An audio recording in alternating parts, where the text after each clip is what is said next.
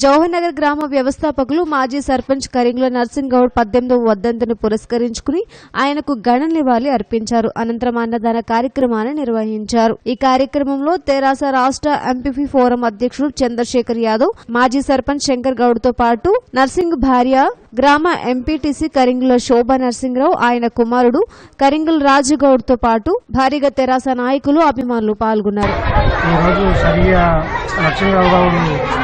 వర్ధంతి సందర్భంగా 18వ వర్ధంతి ఆయన సరిగ్గా ఏంటంటే ఈ ఊరు గురించి 1983 నుంచి ఈ ఊరికి పోరాటం చేసి అప్పటి నుంచి 4 గుడిసెలు వేసి ఆయన పడిన అన్న మేమిద్దరం కలిసి గుడిసెలు వేసి ఇల్లు కట్టించడమంటే ఆయన పుణ్యము.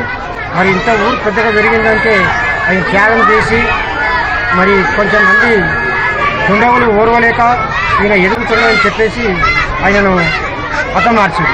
కాబట్టి హతమార్చినా పర్వాలేదని చెప్పేసి ఆయన అడుగు జాగ్రత్తగా మేము నడుచుకుంటూ మరి ఈ రోజు నాడు మేము సర్పంచ్నైనా మరి అదేవిధంగా ఎంపీటీసీ ఆయన భార్య కూడా అయింది.